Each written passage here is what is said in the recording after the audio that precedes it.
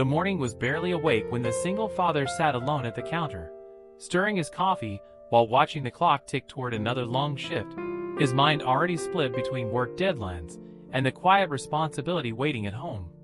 That was when the waitress stopped in front of him, her hands trembling just enough to give away the panic behind her forced smile, and said the words that didn't belong in an ordinary morning. She needed a husband by tonight. Not tomorrow, not someday, tonight. He looked up slowly, measuring the desperation in her voice, the kind that didn't come from drama, but from running out of options. Against his own better judgment, he said yes. But before relief could reach her face, he set a condition that made her freeze where she stood. No romance, no affection, no touching, no pretending to feel something that wasn't real. No holding hands, no comforting smiles meant for show, no lies wrapped in tenderness. The request hit her harder than a refusal. She stepped back, confused, trying to understand how someone could agree to help while drawing such a firm line.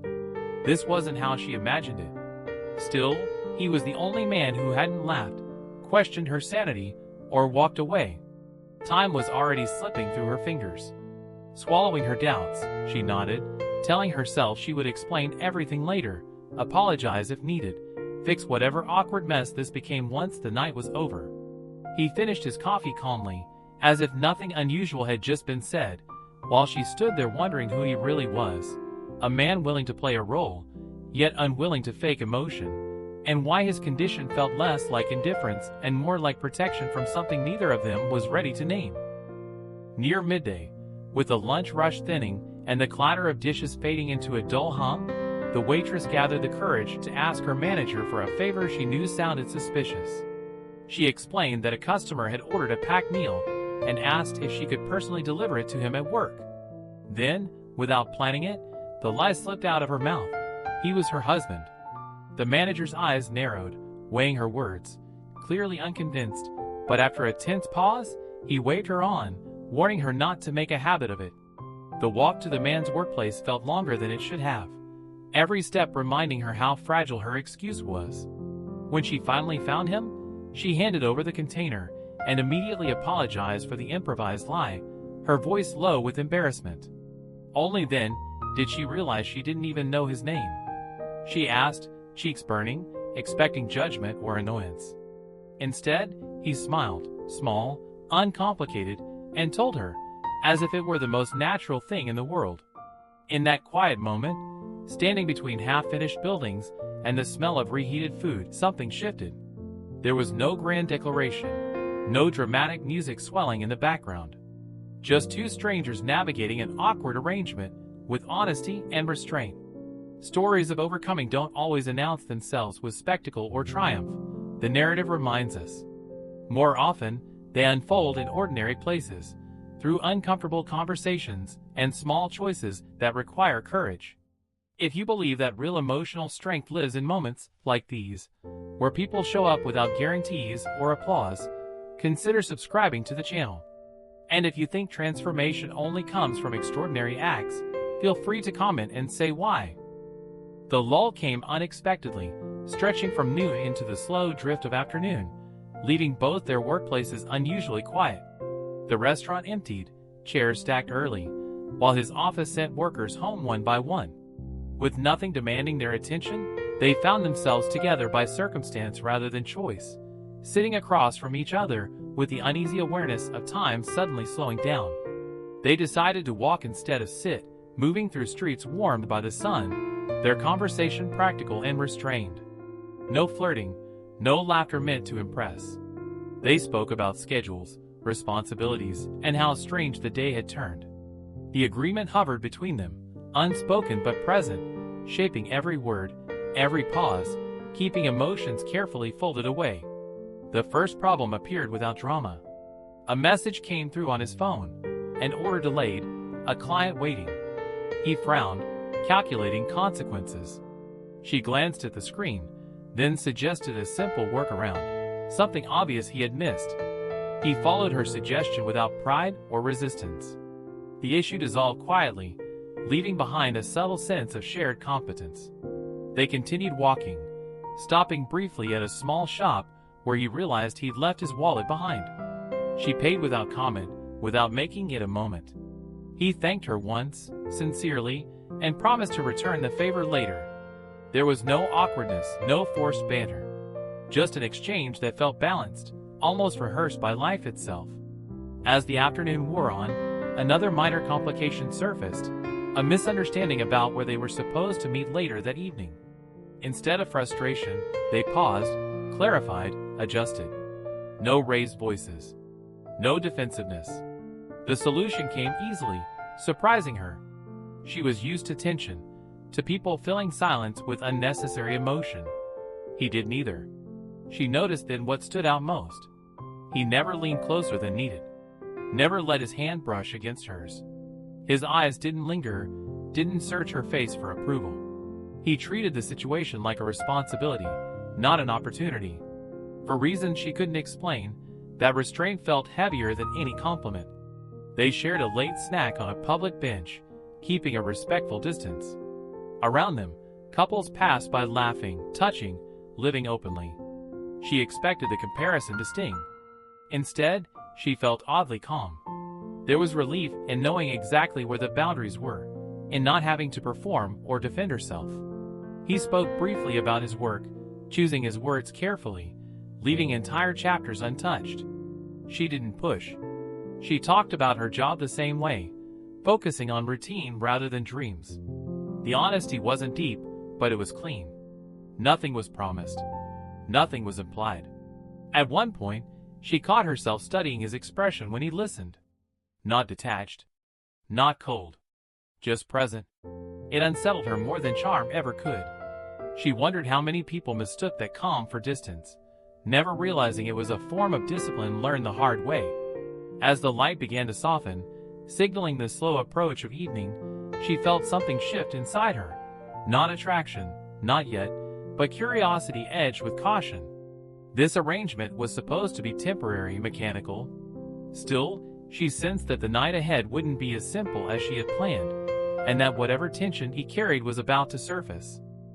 The afternoon stretched on, with an unexpected ease, the earlier tension softening into something more manageable. Their conversation stayed practical, grounded in everyday life. They talked about steady jobs, the comfort of predictable routines, and how both of them preferred quiet hobbies over crowded distractions. There was no attempt to impress, no effort to reshape themselves into something more interesting than they were. As they walked, a small challenge emerged when they realized they had misjudged the time for an errand that needed to be done before evening. Instead of panic or blame, they stopped, reassessed, and adjusted their plan. He listened carefully as she spoke, weighing her words, then agreed without hesitation. The solution came easily, almost naturally, leaving behind a sense of quiet teamwork. They found a place to sit for a moment, the city moving around them at its usual pace. He mentioned his preference for early mornings, for starting the day before the world demanded too much. She nodded, admitting she found comfort in repetition, in knowing what each day would ask of her. The similarities were simple, almost boring, but they felt real. Mid-sentence, his phone vibrated.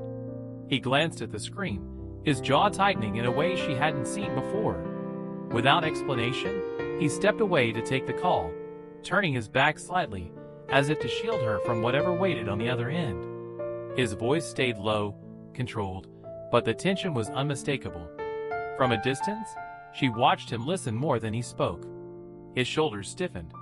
He rubbed his temple once, then again, a small gesture that betrayed exhaustion rather than anger. Whoever was calling wasn't asking a favor. They were demanding something, pressing against a boundary he had set long ago. She didn't strain to hear. She didn't follow. For the first time, she understood the condition he had imposed that morning. It wasn't indifference.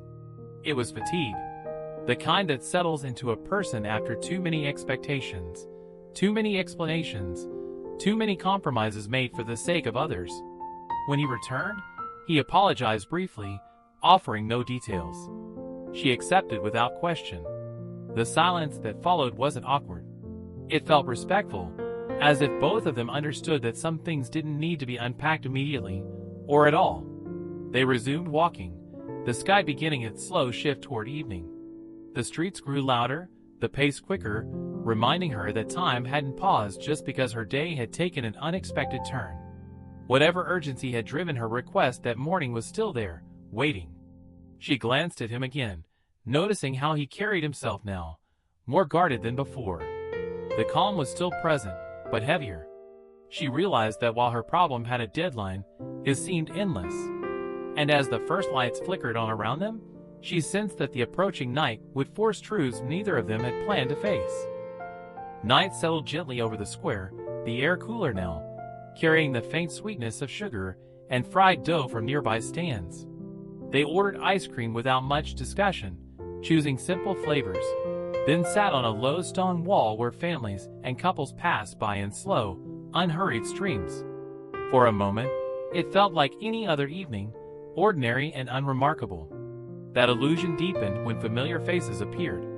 His friend spotted them first, waving with easy confidence, and moments later her friend joined in, surprised but pleased to see her there. Introductions were casual, names exchanged without weight, as if this meeting had been planned rather than stumbled into by chance. The conversation stayed light, floating on safe topics. Work complaints, funny customers, small frustrations everyone could relate to. Laughter came easily, unforced. The kind that fills space without demanding anything in return. She almost forgot the urgency that had driven her that morning. From the outside, they must have looked convincing. Two people sharing dessert, surrounded by friends, blending seamlessly into the rhythm of the square. She caught her friend studying them with a curious smile, already forming assumptions. Across from her, his friend leaned back, relaxed, nodding as if everything made sense. She felt a brief pang of unease, realizing how quickly stories formed without permission, how easily a situation became a label. She glanced at him, wondering if he felt it too, the quiet shift from coincidence to expectation. Then she saw it. His hand rose to his face, fingers pressing against his forehead, his smile fading just enough to be noticed. It wasn't dramatic, but it was real. The tension returned, sharper now, cutting through the laughter like a thin wire. He looked around slowly, taking in the glances, the pauses in conversation, the subtle curiosity in their friends' eyes. He understood what they were seeing, what they were already deciding. This wasn't just ice cream. This was evidence. Confirmation. A story ready to be told without his consent. She felt it then, the weight of her impulsive request expanding beyond her control. What had started as a solution now had witnesses. Expectations were settling into place, solid and difficult to undo. The deadline she had been racing toward all day suddenly felt final. The laughter continued around them, unaware of the shift. Someone told a story that ended in applause. Someone else checked the time. Life moved forward, careless and fast, while she sat frozen between relief and regret. She realized that whatever came next wouldn't be simple. The night had reached the point of no return, and the role they were playing was no longer theirs alone to define. As she looked at him again, still quiet, still composed but clearly strained, she understood that the hardest part of the arrangement hadn't arrived yet, and it was coming fast. He walked her home under quiet streetlights, the city settling into its nighttime rhythm around them. Their steps matched without effort, but neither commented on it. When they reached her door, she hesitated, keys in hand, then surprised herself by inviting him inside. It wasn't planned. It wasn't emotional. It felt like something that needed to be finished properly. He raised an eyebrow, a brief hint of humor crossing his face, and said he was accepting only because he had no second intentions. The remark was light, almost teasing. She rolled her eyes, turned her back on him, and told him to stop saying nonsense. The tension broke just enough for them to step inside without it following too closely. Her apartment was small, modest, and carefully kept. He stayed near the entrance at first, respecting the boundary instinctively. She offered him a seat, then stood across from him, arms crossed, as if preparing for a difficult but necessary conversation. This wasn't about comfort. It was about closure. She finally explained the real reason behind her desperate request that morning. The urgency, the deadline, the consequences she had been trying to outrun. Her words came out steady now, stripped of panic, practical and honest. No exaggeration. No self-pity. just facts laid bare. He listened without interruption, nodding once when it all became clear. The condition he had set suddenly made sense to her in a new way. This had never been about control. It had been about keeping things clean, contained, manageable. He asked a few direct questions, focused only on what still needed to be done. Together, they went over the final details calmly. What had already been resolved? What no longer mattered? What could be safely left behind? The problem that had felt enormous that morning shrank into something finite, something with an end. By the time they finished, there was nothing left hanging between them. He stood, signaling that his part was done. There were no lingering looks, no unspoken offers. Just a quiet acknowledgement that the agreement had reached its natural conclusion. The help had been given. The purpose fulfilled. At the door, she thanked him, not dramatically, not emotionally, but with genuine relief. He accepted the thanks with a simple nod, as if gratitude was something he neither expected nor required. This was just what needed to be done. As he stepped into the hallway, both of them felt the same unspoken understanding settle in. Whatever connection had formed during the day was not meant to be extended. It belonged to the circumstances, not to a future. The door closed softly behind him, and she leaned against it for a moment, listening to his footsteps fade. She told herself it was over, that it should be over.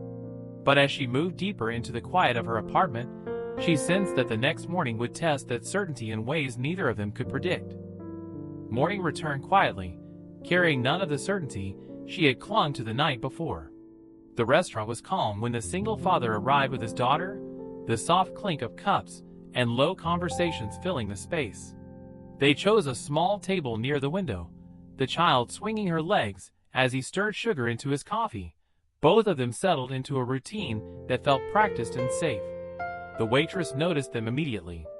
She felt the brief, unwelcome flutter of surprise, but masked it with professionalism. She greeted the child first, earning a shy smile, then nodded to him with the same measured calm they had shared all day yesterday. Nothing about the moment suggested unfinished business. She returned moments later with a small paper bag, setting it gently on the table.